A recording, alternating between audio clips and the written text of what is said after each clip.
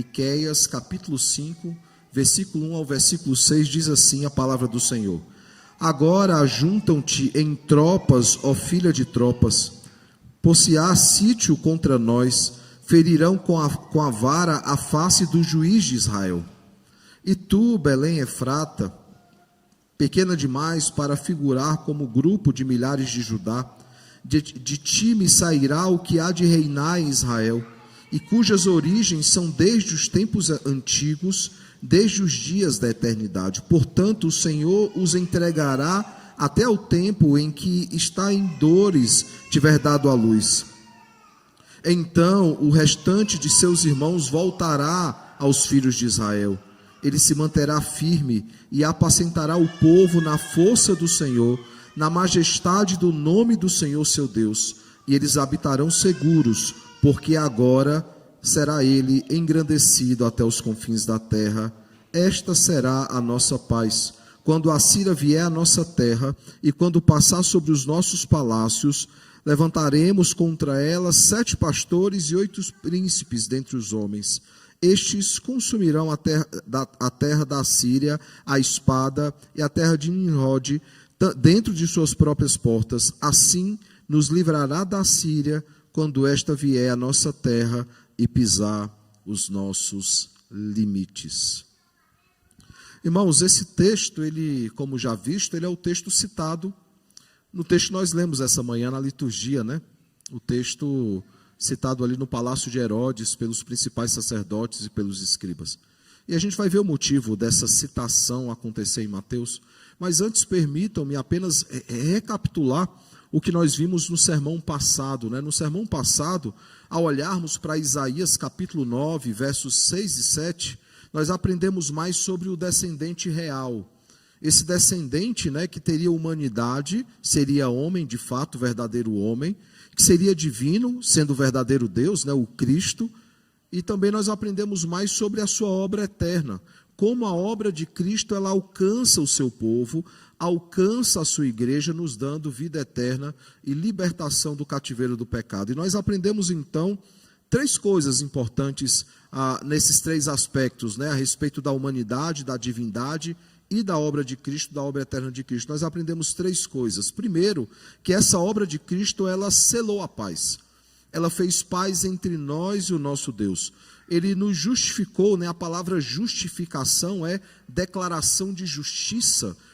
Quando o texto diz justificados, pois, ele nos declarou justos, ou seja, nós somos justos por causa da obra do justo, né? O justo pelos injustos. Por causa disso, ele nos justificou e ele encerrou a guerra que havia entre nós e o nosso Deus. Por isso, em Cristo, nós temos paz com Deus, como Romanos 5:1 nos ensina. E isso acontece porque ele é o príncipe da paz. Isso acontece porque ele é o Deus forte, aquele que pode nos resgatar do império das trevas e nos transportar para a sua maravilhosa luz. Aprendemos também, irmãos, que essa obra de Cristo, ela nos retirou das trevas, né? O texto de Isaías 9, ele começa dizendo, né, que essa terra, né, que estava em obscuridade, não continuaria mais em obscuridade, porque Cristo, a luz do mundo, a luz dos homens, viria para que pudéssemos enxergar novamente, para que tirasse sobre nós o jugo, né, e a guerra fosse cessada. É isso que Isaías capítulo 9, verso 1 ao verso 5 nos ensina. E nós vemos então que ele nos retirou das trevas, ele nos fez ver a luz, ele nos retirou da região da sombra da morte, como Isaías capítulo 9 nos diz. Não há mais aflição sobre a igreja de Cristo, apenas alegria. E a alegria que nós aprendemos que não é uma promessa vazia de constante alegria, mas de constante contentamento. Nós somos contentes, inclusive, em situações de tristeza, porque sabemos que o Senhor está moldando e trabalhando os nossos corações por meio dessas situações. Terceira e última coisa que nós aprendemos, irmãos, é que a obra de Cristo, ela nos admitiu em seu reino, um reinado que é eterno, um reinado que é pacífico, um reinado que é justo, um reinado que é zeloso, onde somos súditos por causa da obra redentora do grande rei. É ele que nos aceita em seu reino. Não somos nós que clamamos para fazer parte desse reino. Se fosse pela nossa vontade, ainda estaríamos em guerra contra o grande rei e contra o seu reinado eterno. mas como glorioso rei que ele é, grande rei que ele dá a vida pelos seus súditos, ele dá a vida pelo seu rebanho como um bom pastor. É interessante que nós citamos, né, uma fala de um filme, né, que reflete um conto histórico, né, lá, as Ilíadas, né, escrita por Homero. Nós vimos que há uma frase que diz: seria muito bom que os seus reis travassem as suas próprias batalhas, né?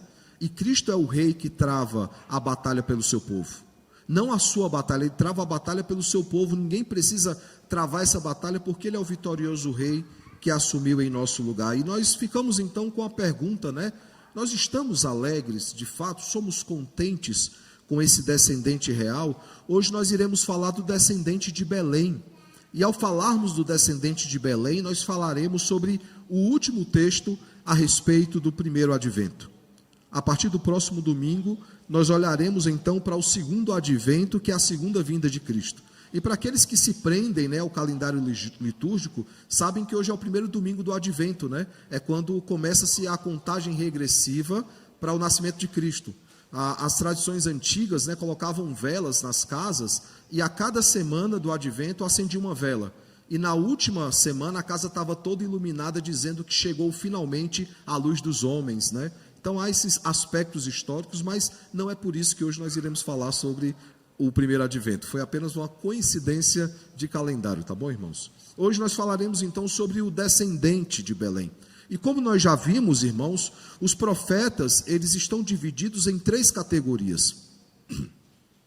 Nós temos profetas que são pré-exílicos, ou seja, eles escrevem antes do exílio. Nós temos profetas que são exílicos, e nós temos profetas que são pós-exílicos.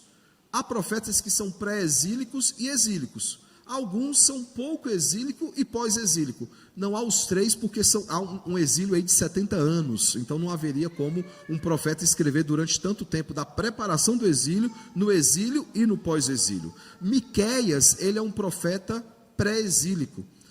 Os profetas pré-exílicos, eles anunciavam, irmãos, o juízo, a queda que aconteceria em Samaria, o que de fato aconteceu em 722 a.C., e a queda de Judá, o que aconteceu de Jerusalém, que aconteceu em 586 a.C.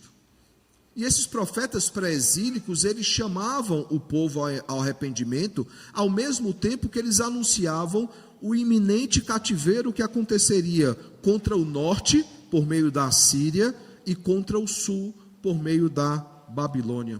Miqueias, ele é um profeta que ele é contemporâneo de Isaías, ou seja, enquanto Isaías está falando, Miqueias também está falando. E é interessante perceber isso, porque normalmente quando lemos a Bíblia, nós lemos na sequência em que está. E Miqueias e Isaías não ficam um pertinho do outro, mas eles escreveram exatamente na mesma época. A grande diferença talvez é que Miqueias, se você olhar para o capítulo 1, verso de número 1, ele está escrevendo não apenas contra Judá, mas ele está escrevendo também da parte do Senhor contra Samaria, ou seja, contra o norte. Veja aqui o que diz o texto: palavra do Senhor que em visão veio a Miqueias, morastita, nos dias de Jotão, Acais e Ezequias. Veja aí que ele cita a sequência, né? Nós temos aprendido isso, né? Que esses são os reis que sucedem a Uzias. Lembrem que Uzias, por ser leproso, ele foi sucedido, ainda vivo, por um regente, né? Um príncipe regente, que era Jotão. E que em dado momento, Jotão, ele divide o seu reinado com Acais, que é o seu filho. Eles dividem em uma corregência, né? E aí continua dizendo, reis de Judá. Mas veja que o juízo não é somente sobre Jerusalém, que era a capital de Judá. O juízo é também contra Samaria, que era a capital de onde? Do reino do norte, ou por algum tempo foi a capital do reino do norte. Então Miqueias, ele escreve de forma contemporânea e sucessiva a Isaías. Eles escrevem durante o mesmo período, durante a mesma época. Nessa leitura que eu fiz, vocês viram que ele era morastita, né? Ou seja, ele era da cidade de Moresete, né, Gade, É uma cidade que, inclusive, nós vamos ver textos como o próprio texto que lemos agora, né, Miqueias 1:1, o verso 14 também do capítulo 1 de Miqueias deixa claro qual é a cidade dele. E Jeremias, quando refere-se ao profeta Miqueias, fala também sobre a cidade dele, assim como Isaías menciona essa cidade. O fato, irmãos, é que ele era dessa cidade e ele profetizou durante os dias do rei Ezequias, principalmente. Ezequias, que era filho de Acais e que era pai de Manassés, ou seja, bisavô de Josias. Então vocês estão entendendo o que é que está acontecendo aqui? É um período de muito tempo antes do cativeiro. E essa mensagem então de Miqueias contra Samaria e contra Jerusalém consistia em 4 coisas importantes. Primeiro, mostrar a insatisfação do Senhor pelas claras violações da aliança. Outros profetas pré-exílicos falaram a mesma coisa. Isaías fala a mesma coisa. Ai de vós, ai de vós, ai de vós, até que ele diz ai de mim, né? Ele profetiza, ele mostra claramente a insatisfação do Senhor. E, em segundo lugar, ele chama então esse povo ao arrependimento, ele chama esse povo ao abandono de pecados, para que pudesse então, entre aspas, ser evitado o cativeiro. Por que entre aspas? Porque o cativeiro já estava prometido pelo Senhor. Alguém vai dizer, mas se o Senhor já havia prometido os cativeiros, não há responsabilidade humana alguma. Claro que há, eles têm que responder a palavra do Senhor e tem que obedecer ao Senhor. Hoje em dia há uma luta aí entre a soberania de Deus e a responsabilidade humana, e um grupo teológico não consegue conciliar essas duas coisas. Por quê? Porque acha que Deus, ser soberano, ele é determinista ou fatalista, e não é isso que nós cremos. Deus sabe que o seu povo não o obedeceria. Isso não o torna esse povo isento dos seus pecados. Mas há uma terceira mensagem de Miqueias, que é a mesma de Isaías, dizendo o seguinte: não, vocês serão levados cativos, mas eu hei de restaurar o meu povo, eu irei restaurá-los no fim de tudo. E sabe o que é interessante, irmãos? Assim como Isaías, no capítulo 7, que fala de uma libertação que é física, mas na verdade está falando de uma libertação que é espiritual, que é o nascimento do menino, Miqueias faz a mesma coisa. Ele fala de uma restauração física, ele fala que o povo de Deus será trazido de volta do cativeiro, mas na verdade ele usa a pessoa de Cristo para dizer o seguinte: há um cativeiro que é superior, há um cativeiro que é maior, esse é o verdadeiro cativeiro que eu irei libertar todos vocês, na restauração futura que eu farei por meio do Salvador. E aí nós chegamos então no capítulo 5, e esse capítulo 5 ele é dividido então em 3 blocos, do verso 1 ao verso 6 que nós lemos essa manhã. Ele nos apresenta então o grande rei, o descendente de Davi, que iria então estabelecer o seu reinado de paz e prosperidade no mundo inteiro, o seu reinado de justiça. Do versículo 7 ao versículo 9, então, nós vemos que essa libertação, ela se inicia com a primeira vinda de Cristo, mas ela só se consuma com a segunda vinda de Cristo. Ela é iniciada no momento em que Cristo veio, e Ele já reina em nossos corações, mas ela só será plena, ela só será completa, quando Cristo voltar uma segunda vez, para fazer novas todas as coisas. Do versículo 10 ao versículo 15, irmãos, nós temos então o último bloco, né, desse sermão que está sendo pregado aqui por Miqueias, onde nós vemos a purificação final do povo, Deus purificando o seu povo quando Ele consumar todas as coisas, onde Ele finalmente vai separar o joio do trigo. Depois vocês leiam em casa, olhem para ver olhem atentamente para ver como esse roteiro ele está lá. E esse é o pano de fundo então dessa profecia. Voltando então ao texto, já tendo olhado o livro todo, já tendo olhado o capítulo 5, olhemos especificamente para o versículo de número 1 ao versículo de número 6. Mais uma vez, irmãos, como já vimos, Miqueias então ele viveu em dias de injustiça, ele viveu em dias de idolatria e de uma corrupção moral e espiritual que recaía sobre todo Israel e sobre todo Judá. E aqueles desavisados que não entendem por que mencionar os 2 nomes, é porque Israel é o reino do norte e Judá é o reino do sul. Samaria por muito tempo foi a capital do norte e Jerusalém foi por todo o tempo a capital do sul. Por isso que há uma briga, né? Quando há essa divisão dos reinos, Jeroboão, né, e o pecado de Jeroboão é referência a isso, ele traz idolatria para o povo do norte.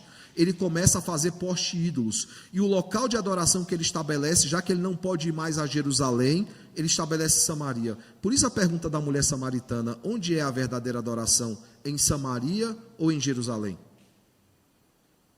Há, irmãos, nas duas cidades, nesse momento, uma total podridão espiritual. Isso começa a entrar no meio do povo do sul também. Se você ler a lista dos reis, os reis ímpios, a grande maioria deles era do norte. Os reis do sul, eles eram mais piedosos, todos da tribo de Judá, descendentes de Davi. Mas, por exemplo, eu citei que o rei, o rei que nós temos diante de nós aqui, ele teve, o rei Acais, o rei que Isaías também profetizou para ele tem um filho chamado Manassés. Manassés, irmãos, ele sacrificou os próprios filhos a deuses estranhos. Há um momento em que ele é levado para um cativeiro momentâneo, e nesse cativeiro o Senhor encontra com ele, trata com a vida dele, ele se arrepende, e ele larga as velhas obras e passa a temer o Senhor. O seu filho Amnon, que vem depois, ele volta às mesmas práticas do pai dele, e o Senhor o pune então. E aí vem Josias. Quando Josias ele vem, há uma menção muito clara dizendo: e este andou nos caminhos do Senhor. Ele foi um rei que voltou a sua atenção ao Senhor. Ele foi o rei que trouxe a reforma espiritual para Jerusalém. Ele é aquele que é o rei por excelência, não é Davi. Quando se fala de Josias, diz que ele é o único que obedeceu a palavra do Senhor integralmente. Mas antes dessa reforma espiritual, esse povo vivia em total afastamento do Senhor.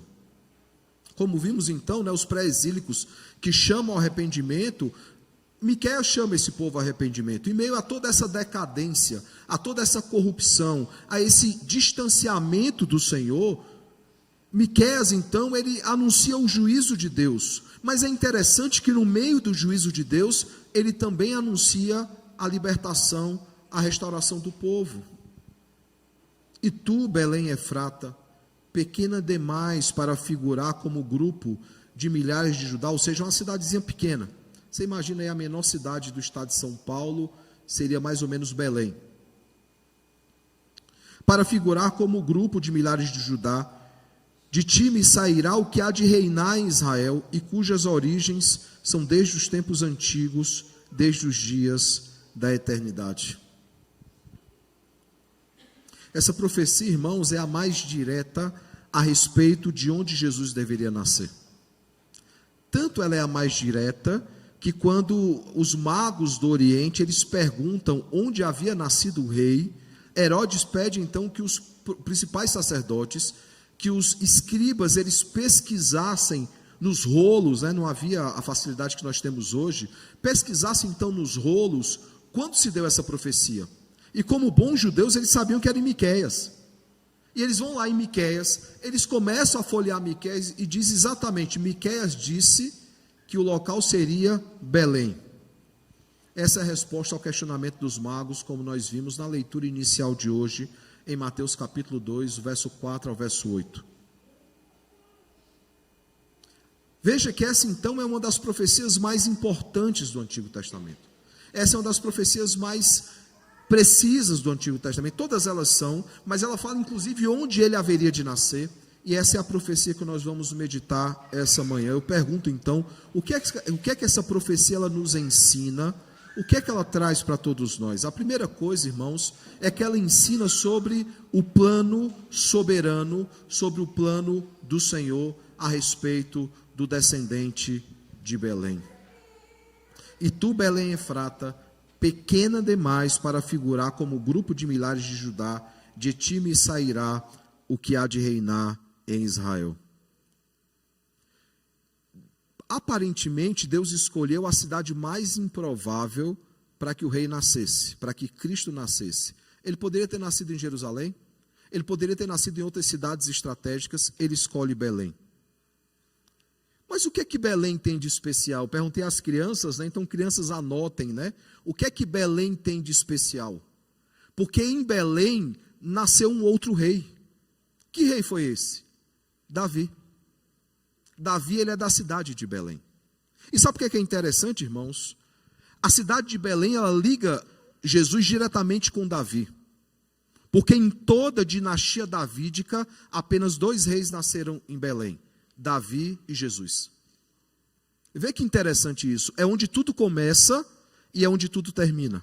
Porque Davi, ele é o primeiro da tribo de Judá a ascender o trono de Israel, sim ou não? Claro que sim. Até então, antes dele, a tribo de Benjamim, não por vontade do Senhor, mas por permissão do Senhor, havia ocupado esse trono. Por que não da vontade do Senhor? Porque lá atrás, quando falando aos herdeiros de Jacó, ao olhar para Judá, Deus diz claramente: de ti não se apartará o cetro de justiça. Quando em Juízes é necessário invadir Jerusalém, porque Jerusalém não era do povo de Deus, eles tomam Jerusalém como nação de Israel. Quando eles precisam então tomar a terra dos Jebuseus, há uma pergunta no capítulo 1 dizendo: quem subirá e tomará Jerusalém? E o Senhor diz: Judá tomará a frente. Já havia uma clara predileção do Senhor por Judá, porque Judá, ele se torna legalmente, e nós já vimos isso olhando para Gênesis, o verdadeiro primogênito de Jacó. Por quê? Porque os 3 primeiros filhos perderam a primogenitura. O primeiro porque dormiu com a mulher do próprio pai, e os dois últimos, né, o segundo e o terceiro, porque eles fizeram aquela invasão contra os siquemitas, vingando a honra de Diná, e o Senhor então tira eles da linha sucessória. Recai sobre quem a linha sucessória? Sobre Judá. Judá é de onde viria então o grande rei. E Davi, ele é o primeiro rei de Judá. E o primeiro rei de Judá, ele é de Belém.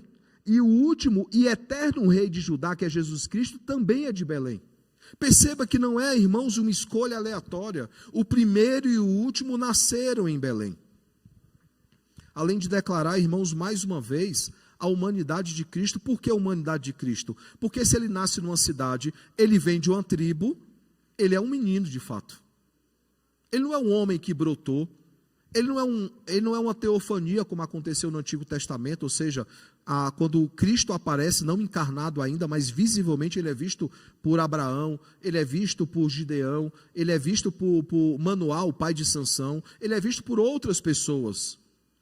Não, ele não é apenas algo que é visto, ele de fato é homem, como João diz, ele tem sede, ele tem fome, ele chora, ele sofre dor. Quando finalmente, irmãos, ele encarnou, os magos queriam saber onde esse menino havia nascido, onde o grande rei havia nascido, e a profecia então aponta exatamente para o lugar do seu nascimento, em Belém. Assim como todas as outras profecias de Gênesis 3,15 a respeito do descendente, de Isaías 7,14 a respeito, de que viria da virgem, o capítulo 9 de Isaías, versos 6 e 7, dizendo que de fato ele seria verdadeiro Deus e verdadeiro homem. Todas essas profecias, elas se cumpriram em Cristo, que é o verbo encarnado e o nosso Redentor, é a providência de Deus, o plano de Deus, o plano soberano de Deus em ação, em execução, cumprindo-se literalmente da forma como ele havia prometido. Ele disse que ele nasceria de uma virgem, disse que seria verdadeiro homem, verdadeiro Deus, e que nasceria na cidade de Belém, e tudo isso, irmãos, acontece. A segunda coisa que esse texto ele nos ensina, além do plano eterno e soberano de Deus, ele fala do reinado eterno de Cristo.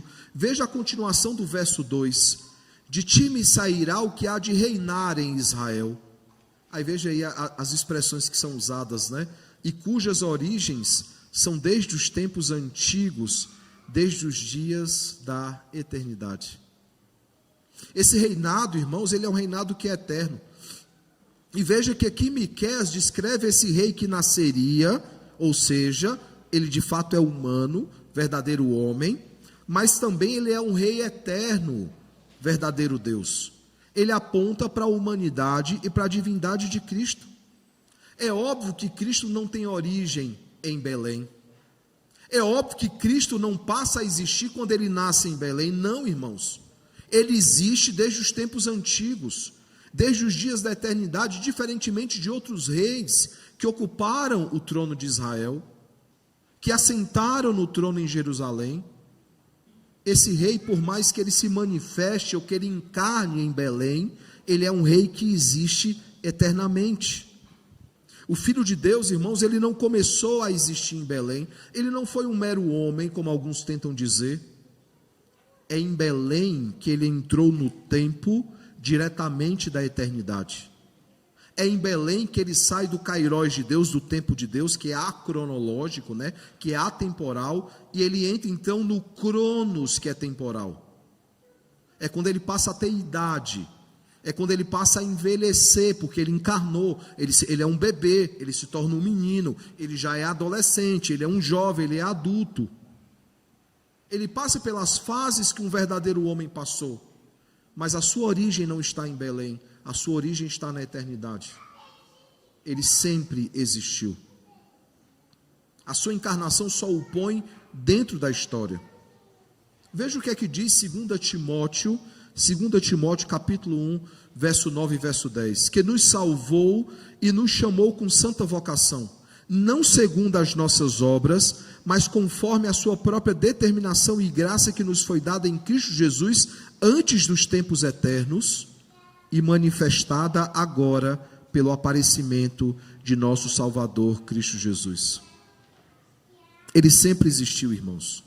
O seu nascimento não é o início da sua existência, o seu nascimento é o início do seu ministério, é o início da sua missão redentora, mas Cristo já existia antes desse momento. Por isso que João vai dizer: e o verbo estava com Deus, e o verbo era Deus, e o verbo se fez carne, e habitou no meio de nós, cheio de graça e de glória, cheio de bondade. O Deus conosco, né, como nós aprendemos lá, em Isaías capítulo 7, verso 14, é quando Deus passa a habitar no nosso meio, é quando Ele faz tabernáculo em nosso meio. Isso nos leva, irmãos, à promessa mais importante desse texto. Não é apenas a respeito do plano soberano ou do reinado eterno. Esse texto nos ensina sobre a obra libertadora de Cristo, sobre a obra redentora. Lembre que redenção aponta para a libertação. A palavra que aponta para o que é feito com os nossos pecados, que é a purificação, é remissão. Remissão fala de perdão de pecados, mas a redenção fala de uma libertação de um cativeiro. Cativeiro esse físico que eles usufruiriam como punição de Deus e depois seriam libertos, e que nós também usufruímos por certo tempo, porque éramos rebeldes ao Senhor, desobedientes ao Senhor, e o Senhor então nos libertou eternamente desse cativeiro espiritual. Veja o que é que diz os versos 4 e 5, o comecinho do 5 só, mas o 4 completo, diz assim: ele se manterá firme e apacentará o povo na força do Senhor, na majestade do nome do Senhor seu Deus, e eles habitarão seguros, porque agora será ele engrandecido até os confins da terra. E aí veja o comecinho do verso 5, este será a nossa paz. Aqueles que já leram Romanos, capítulo 5, aqueles que já leram Apocalipse, capítulo 7, capítulo 21, claramente os autores bíblicos estão ecoando esse texto. Claramente, Paulo está ecoando esse texto. João está ecoando esse texto, porque há muitos elementos que se cumprem justamente naquilo que Paulo fala como a obra da redenção e como aquilo que João aponta para a obra da consumação de todas as coisas. E é interessante, irmãos, que assim como Davi, que foi rei, que foi pastor, o último descendente de Davi, aquele que também vem de Belém, além de nascer em Belém, como Davi também nasceu, ele é também rei, ele é também pastor do seu povo, além de ser sacerdote. Ele, irmãos, é o rei que governa com retidão. Ele é o pastor que nos conduz com graça. Ele é o sacerdote que se entrega por nós em amor ao seu povo, o justo pelos injustos. E esse governo, irmãos, ele não é tirano. Esse governo, irmãos, ele não é dominador. Esse governo, ele é gracioso, ele é cheio de ternura. Ele nos governa, irmãos, com ternura. Ele nos governa com graça. Há um livro que eu já falei para os irmãos, que não adianta os irmãos procurarem para comprar, ele não existe mais para comprar, nem em sebo. Pode ter certeza do que eu estou dizendo, a não ser que alguém tenha morrido e os filhos resolveram vender, porque esse livro não acha mais que é a ternura dos 10 mandamentos. Eu já falei sobre esse livro com vocês. O que é que ele faz? De forma muito didática, o autor, ele conta histórias a respeito da sua própria vida, mostrando como os 10 mandamentos eles são ternos, como há ternura nos 10 mandamentos. E na introdução, para falar de como esses mandamentos eles são ternos, ele cita Êxodo 19. Por que Êxodo 19? Porque em Êxodo 20 nós temos os 10 mandamentos. E há algumas palavras ali no verso 3 e verso 4 que Deus diz para Moisés antes dele entregar a lei. Ele diz assim: Moisés, antes de entregar a lei, antes de ler a lei para o meu povo, lembra a cada um deles de como eu tirei eles do Egito, de como eu carreguei sobre asas de águia. E aí o autor diz o seguinte: são expressões muito ternas. Por que Deus, antes de entregar a sua lei, ele tem a preocupação de falar o seguinte: lembra o que eu fiz por eles, lembra como eu fui cuidadoso, lembra como eu tirei eles como uma galinha que tira os seus pintinhos debaixo das suas asas e protege. Ele fala, não tem como essa lei ser dura, ela é eterna. E aí ele conclui dizendo o seguinte: os 10 mandamentos não são leis de um Deus iracundo, que quer condenar e castigar a sua criação, mas mandamentos de amor de um pai que ama e se preocupa com seus filhos. Esse é o Rei eterno e gracioso que reina sobre nós, irmãos. Ele não reina de forma ditatorial ou tirânica ou dominadora. Ele reina com ternura e graça. E ele não reina, irmãos, num trono que é terreno, mas no coração daqueles que foram libertos e redimidos pelo seu sangue. É claro que em novos céus e nova terra, ele vai então reinar visivelmente e presencialmente sobre todos nós, mas nesse momento, irmãos, ele reina em nossos corações, ele reina no coração daqueles que foram libertos do cativeiro do pecado. E é importante perceber que essa promessa, essa profecia deixa muito claro a todos nós que o Rei de toda a criação, aquele que por meio dele e para ele foram criadas todas as coisas, esse Rei da criação, ele nasceu num mero estábulo, numa simples manjedoura. Em dado momento, irmãos, ele foi crucificado como um criminoso. Ele foi enterrado numa sepultura que foi emprestada, porque nem sepultura ele tinha. O Rei de toda a glória, o Senhor de toda a terra, aquele que tem nas suas mãos o poder para governar todas as coisas, ele se fez pobre, ele se fez homem, para que todos nós fôssemos libertos do cativeiro do pecado. Mas a história não acaba no sepulcro e nem acaba com sua morte. Ele ressuscitou. E porque ele ressuscitou, como nós temos aprendido, a manjedoura está vazia, a cruz está vazia, o sepulcro está vazio, mas o trono não está vazio, porque ele venceu a morte e ele reina eternamente. Ele é o Rei de toda a terra, o Senhor de toda a criação. Eu pergunto então, irmãos, a respeito do descendente de Belém, que aplicações nós podemos tirar do texto dessa manhã? A primeira delas, irmãos, é que nós precisamos confiar na sua providência. Essa providência, irmãos, que nos promete que desde os tempos eternos, Deus separou um povo para si e ele proveu a libertação desse povo, a remissão dos nossos pecados. Cristo não é um plano B na história. Cristo não é uma crise de consciência, Deus dizendo, o que é que eu vou fazer agora? Não, desde os tempos eternos, Deus ele tinha claramente as coisas que iriam acontecer. Todo o desenrolar da história, ele já tinha decretado antes de criar todas as coisas. Segundo, irmãos, nós precisamos confiar no seu reinado, pois ele desceu, irmãos, do trono da sua glória, entrou na história para vencer o príncipe usurpador e o seu império das trevas. Nós estávamos mortos em nossos delitos e pecados. Nós éramos cativos de um reino que não era um reino legítimo, um reino usurpador, um reino corrupto, um reino tirano, um reino dominador. Não é à toa que Paulo, escrevendo aos Efésios, diz que o Espírito que atua nos filhos da desobediência, atuava também em nós, que nós éramos por natureza filhos da ira. Mas aprove então Cristo vir ao mundo, destruir esse reinado usurpador e assumir o trono sobre as nossas vidas. Por isso que nós, quando oramos o Pai Nosso, nós dizemos: venha o teu reino e seja feita a tua vontade. O desejo de um reinado que já existe em nossos corações, mas que ele virá na segunda vinda, quando ele reinará sobre todos nós eternamente.